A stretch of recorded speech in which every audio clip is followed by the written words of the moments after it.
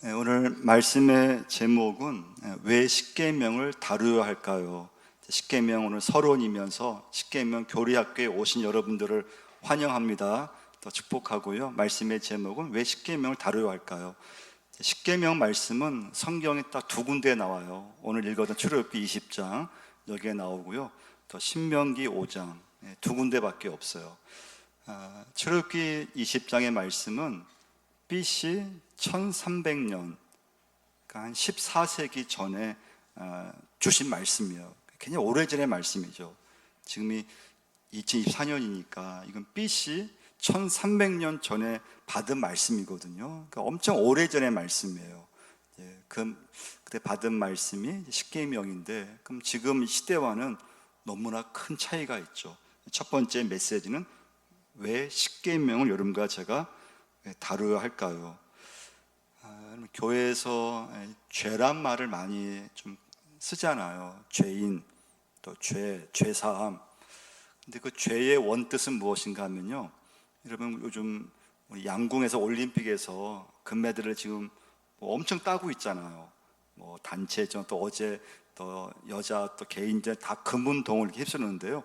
그 죄의 뜻이 뭔가 하면요, 그 양궁의 그 화살표 있잖아요. 원이 있잖아요. 그 화살을 쏘았을 때 그 관역에서 벗어난 것이 죄의 뜻이에요. 관역에서 벗어났다.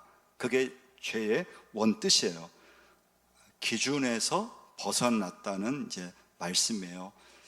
왜 십계명을 다루어야 할까요?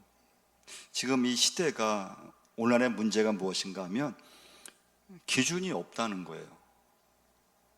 뭐가 선이고 뭐가 악이냐 판단할 기준이 점점 없어져요. 점점 사람들은 어떤 기준을 이렇게 무시해요.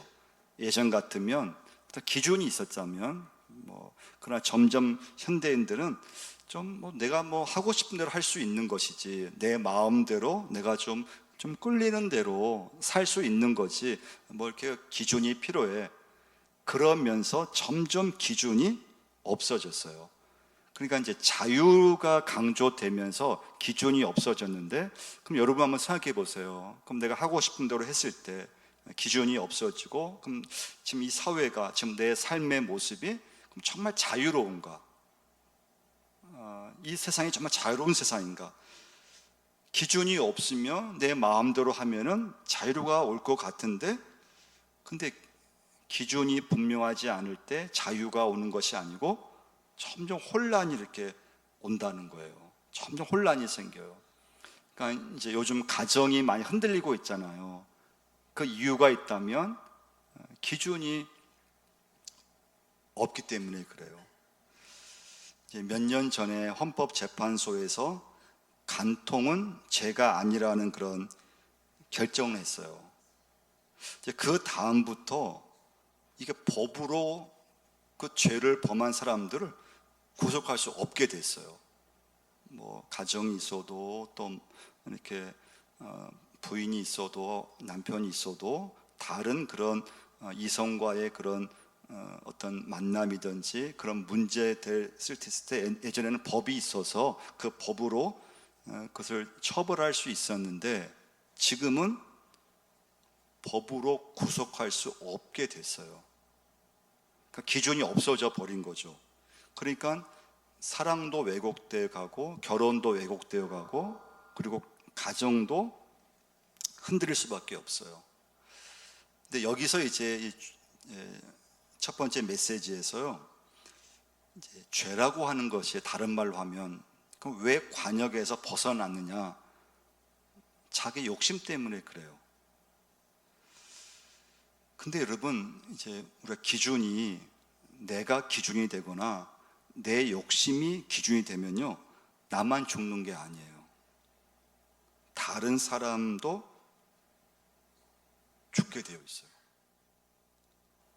그러니까 여러분, 기준이 내가 되면은 그냥 나만 문제되고 그러면 끝날 텐데, 그렇지 않아요. 내가 문제되면은 내 배우자가 문제가 되죠.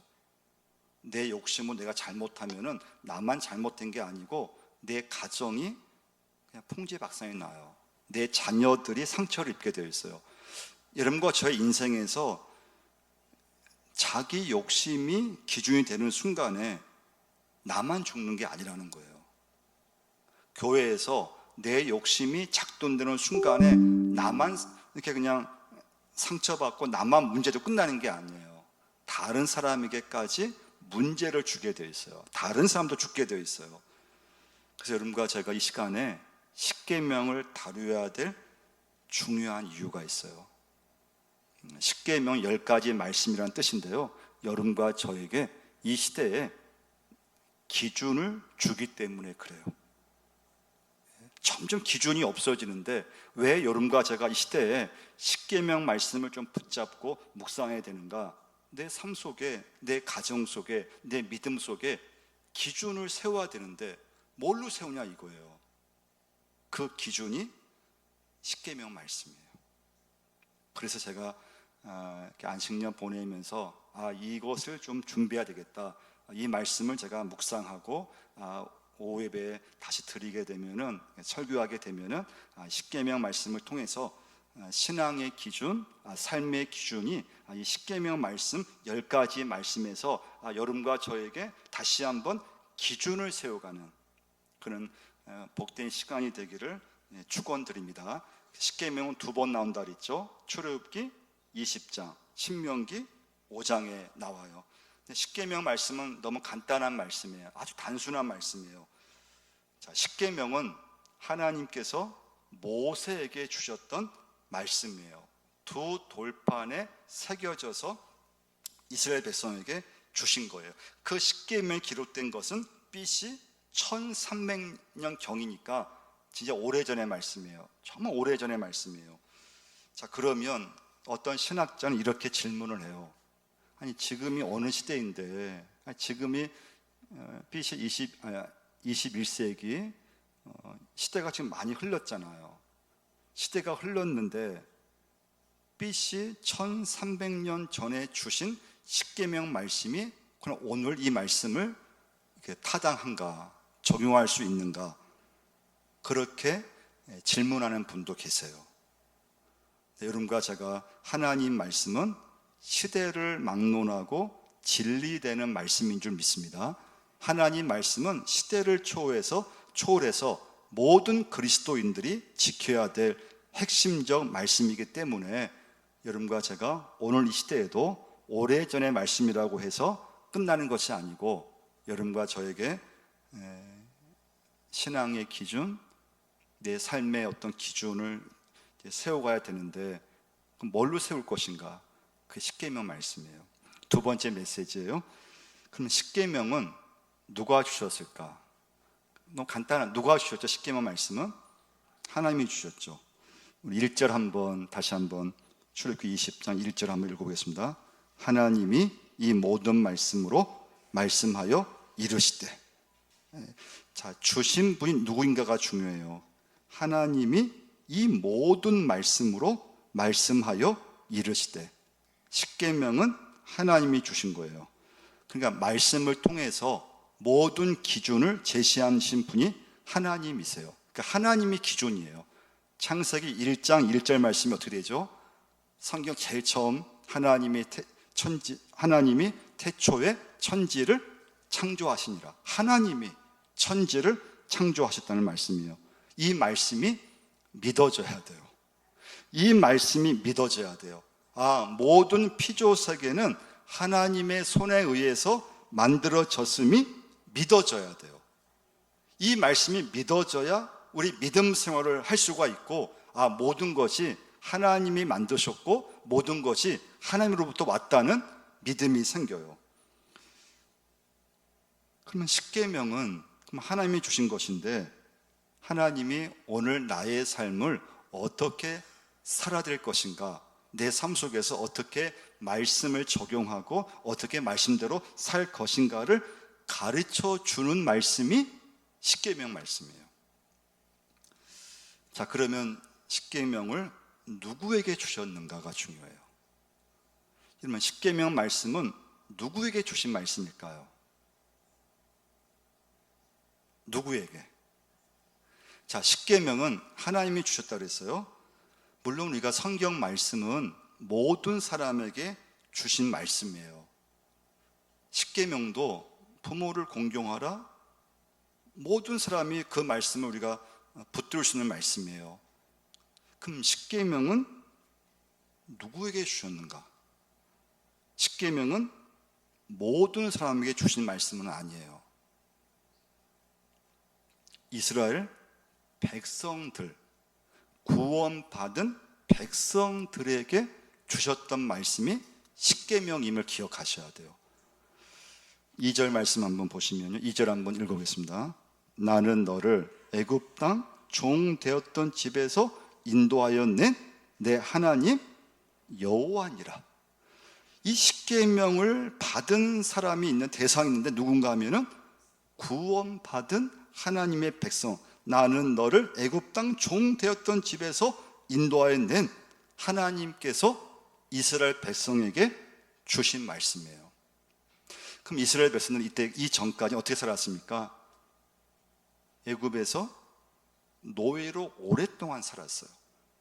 한 400년 이상을 애굽에서 노예로 살았어요. 그럼 여러분 생각해 보세요. 그 이스라엘 백성들은 애굽의 노예로 살았을 때 그들은 애굽의 문화에 익숙해져 있었어요. 애굽의 생활에 익숙해져 있었어요. 그래서 하나님께서 그들을 출애굽시켰지만 왜 광야에서 이렇게 방황하고 오랫동안 이렇게 고생했는가 하면 이 노예 근성이 남아 있었던 거예요. 애굽에 400년간 거기서 애굽의 종으로 있으면서 노예로 있으면서 애굽의 종교, 애굽의 문화, 애굽의 그런 생활에 익숙해져 있었던 거예요. 하나님의 백성이 되었지만 이전에 애굽에서 살 때 기준과 방식을 버리지를 못했던 거예요. 그들에게 출애굽하고 나서 시내산에 머무르면서 주셨던 말씀이 십계명이었던 거예요. 다시 삶의 기준, 이제는 애굽의 노예로 지냈을 때 그런 삶의 기준, 그런 원칙이 아니고 하나님 나라의 백성으로서, 할렐루야, 여러분과 제 이 땅에서 하나님의 자녀로서 이 땅을 살아감에 있어서 어떤 원칙과 기준이 필요한데 그 기준을 삼을 수 있는 것이 십계명 말씀을 주셨던 거예요. 그럼 세 번째 메시지예요. 십계명을 주신 이유가 무엇일까요? 물론 기준을 세우기 위해서라 그랬어요. 그리고 세상에서 구별된 백성으로 하나님의 자녀로 기준을 가지고 살게 하기 위해서 십계명을 주신 거예요. 세 번째, 제일 중요한 이유가 있어요. 그것은 여러분과 저에게 하나님께서 행복을 위해서 십계명 말씀을 주셨음을 믿으시기를 바랍니다. 뭘 위해서요?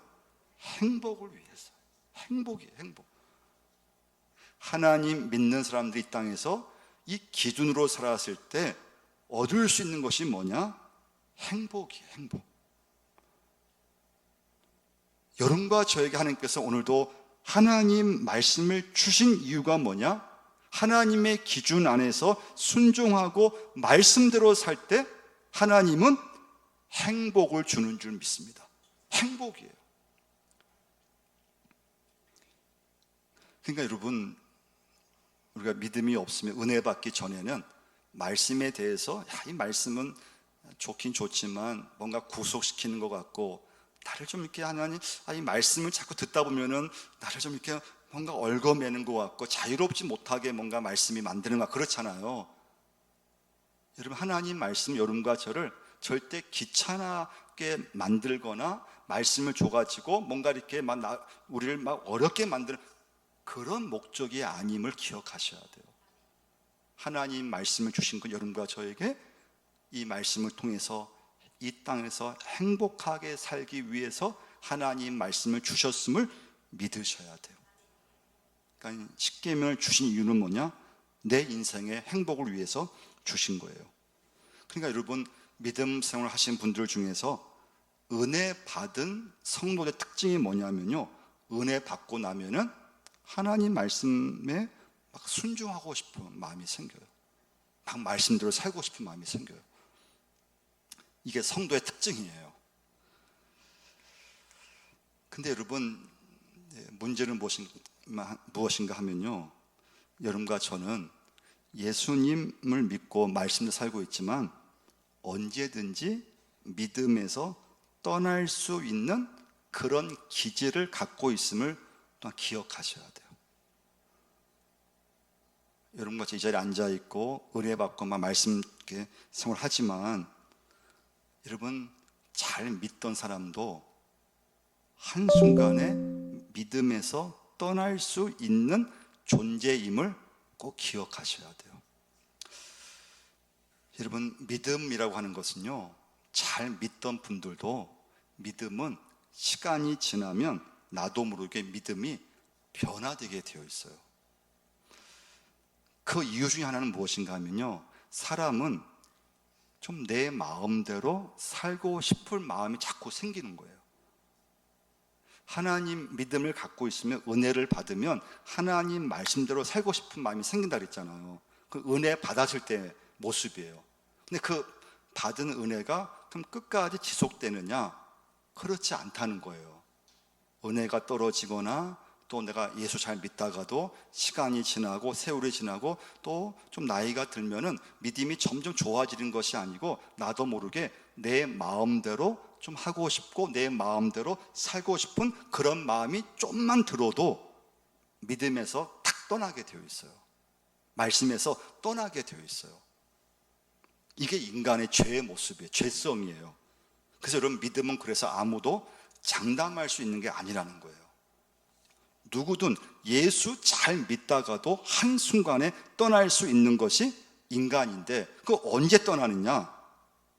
내 기분대로 살고 싶을 때, 교회에서 구속도 받기 싫고 그냥 내가 내 인생, 남은 인생 그냥 내가 하고 싶은 대로 살면 되지, 그런 마음이 좀만 들어도 여러분과 저는 하나님 말씀에서 벗어나게 되어 있다는 거예요. 그러니까 여러분과 저는 내 마음대로 살아서 자유를 누릴 수 있는 사람들이 아니에요. 그래서 여러분, 십계명이 중요한 건, 오늘 여러분과 제가 적용할 건, 나를 믿으면 안 된다는 거예요. 하나님을 믿으셔야 돼요. 지금 내 믿음을 여러분 의지하면 안 돼요. 여러분과 저의 믿음은 믿음이 좋을 때 믿음이 있다가도 한순간에 믿음이 없는 사람처럼 살 수 있는 게 여러분과 저의 모습이에요. 여러분, 사람은 점점 자기가 하고 싶은 대로 살고 싶은 그런 기질이 있어요. 그런데 그럼 내가 하고 싶은 대로 살면 행복하냐 이거죠. 근데 문제는 행복하지 않다는 거예요. 처음엔 좋은 것 같고 행복한 것 같은데 내가 하고 싶은 대로 살았을 때 이게 행복해야 되는데 점점 시간이 지나면 허무함이 밀려와요. 자유롭지 않다는 거예요. 그래서 하나님께서는 여러분과 저에게 말씀 안에서 살았을 때 거기서 인생의 행복이 온다는 거예요. 이게 체험이 되셔야 돼요. 그러니까 여러분, 이제 말씀을 좀 정리하겠습니다. 십계명을 주신 이유는 기준을 주기 위해서예요. 기준. 이 시대는 점점 기준이 없어져요. 근데 기준을 왜 주시려고 하느냐? 여러분과 저의 행복을 위해서 주시고자 하는 거예요. 근데 우리 인간은 점점 살면 살수록 좀 내 마음대로 하고 싶은 그런 기질이 있다 그래서 그게 죄의 본성이에요. 좀 속박받지 않고 그런 기질이 작동되는 순간에 나도 모르게 말씀에서 자꾸 벗어나게 되어 있어요. 자기 마음대로 하고 싶은, 그렇게 살고 싶을 때 그쪽으로 너무 가게 되면 그냥 말씀에서 벗어나게 되고 내가 하고 싶은 대로 내 마음대로 살다가 그냥 하나님 이 땅에서 인생을 끝맺게 되어 있다는 거예요. 그러니까 기준이 내가 되면 안 된다는 거예요. 굉장히 위험한 것 중에 하나예요. 여러분과 저는 하나님께 기준이 되셔야 돼요. 하나님을 믿으셔야 돼요. 우리 요한일서 한번 찾아보겠습니다. 요한일서 5장 3절을 한번 찾아보겠습니다. 요한일서 5장 3절을 한번 찾아보겠습니다.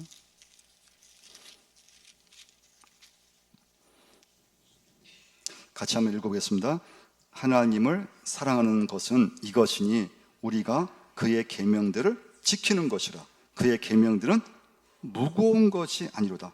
자, 하나님을 사랑하게 되면 뭘 한다고요?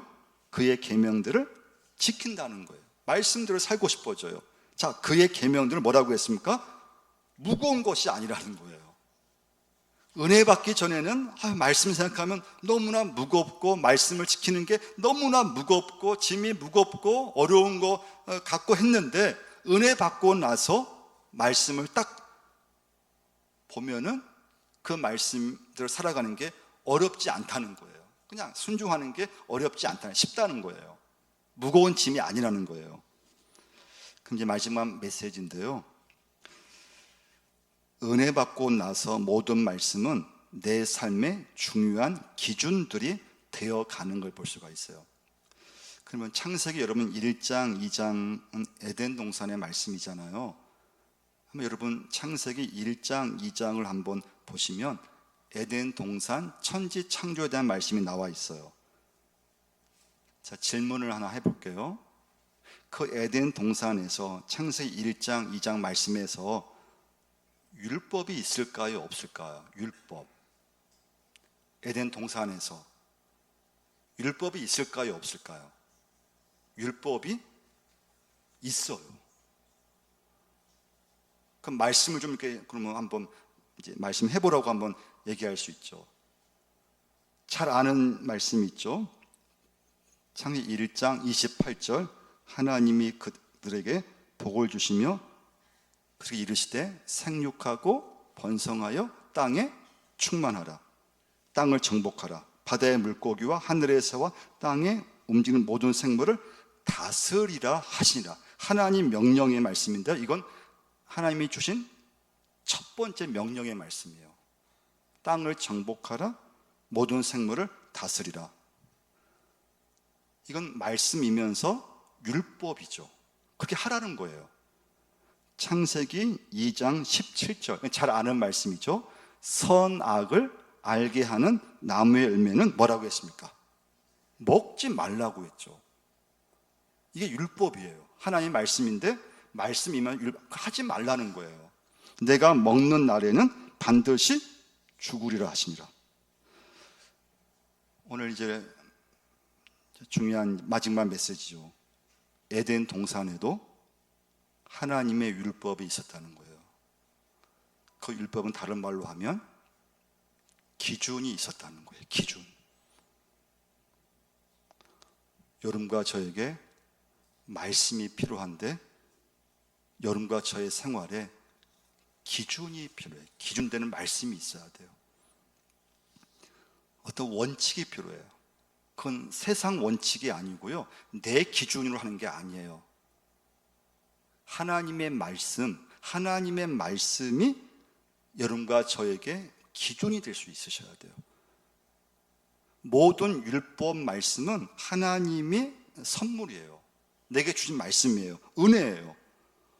로마서 3장 20절 그러므로 율법의 행위로 그의 앞에 의롭다 하심을 얻을 육체가 없나니 율법으로는 죄를 깨달음이니라.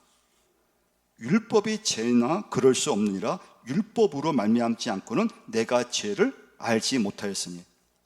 그러니까 율법이 없다면 죄를 죄라고 깨달을 수 없었다는 거예요. 율법, 말씀이 있었기 때문에 그 말씀을 통해서 내 죄를 깨닫게 됐다는 거예요. 그래서 여러분과 제가 오늘 믿음 생활을 하시면서 믿음 생활이 참 어떻게 보면 쉬운 것 같지만 어려워요. 믿음 생활이 쉬운 게 절대 아니에요. 제대로 하려고 하면은 이게 어려운 거예요. 근데 이걸 내 의지로 하는 게 아니고 은혜를 받았을 때 하나님 말씀을 내가 붙잡고 그 말씀을 공부하고 배우고 그 말씀에서 어떤 깨달음을 얻었을 때 그 말씀이 내 삶의 기준이 되어 가셔야 돼요. 그러면 십계명 말씀이 다시 여러분과 저의 인생에 내 가정에 십계명 말씀이 기준이 될 수 있으셔야 돼요. 그 말씀 잘 알아야 되겠죠. 간단한 말씀이지만 그래서 제가 십계명을 준비한 거예요. 점점 시대는 기준이 없어져 가요. 다 사람들이 자기 마음대로 다 자기 하고 싶은 대로 자기가 끌리는 대로 하려고 해요. 그러면 행복해야 되잖아. 내가 하고 싶은 대로 살면 행복해야 되잖아요. 근데 기준이 없어지면서 행복한 게 아니고 자꾸 혼란이 생기고 흔들리고 사랑이 왜곡되고 가정이 흔들리고 결혼이 흔들리고 점점 흔들린다는 거예요.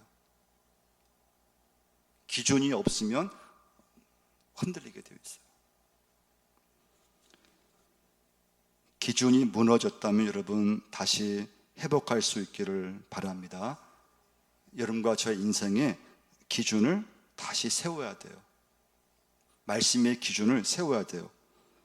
하나님 말씀을 지키고 말씀대로 살아가는 것은 절대 쉬운 일이 아니에요.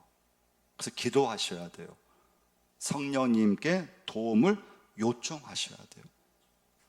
내 힘으로 말씀대로 살 수 있는 게 아니에요. 여러분과 제 믿음이, 그럼 믿음은 한순간에 변한다 그랬잖아요. 믿음은 믿음이 있다가도 시험을 받으면 완전히 딴 사람이 돼버려요. 믿음이 없는 사람이 돼버려요. 그 이유는 여러분과 제가 기준이 내가 되거나 기준을 잃어버리면 그렇게 돼요. 사람이 완전 달라져요. 여러분, 저희 믿음은 시간이 지난다고 해서 좋아져야 돼요. 근데 무조건 좋아지는 게 아니에요. 내 믿음을 자꾸 말씀을 붙잡고 기준으로 자꾸 세워갔을 때 내 믿음을 유지할 수 있어요. 그렇다면 여러분, 저도 그냥 자유롭게 살고 싶잖아요. 말씀도 좋지만 그냥 말씀보다도 내가 하고 싶은 대로 내 마음에 끌리는 대로 살고 싶어지는데, 그냥 그렇게 되면은 우리 기준이 없어져요. 신앙 기준이 완전히 없어져 버려요. 믿음의 기준이 없어져 버려요. 그러면서 믿음도 약해지고 말씀에서 자꾸 떨어져 나가요. 그럼 우리가 할 수 있는 것은 자꾸 내 삶 속에서 믿음의 기준들을 자꾸 세워 가셔야 돼요. 그러면 내 믿음이 다시 세워지게 되어 있어요. 같이 한번 기도하겠습니다.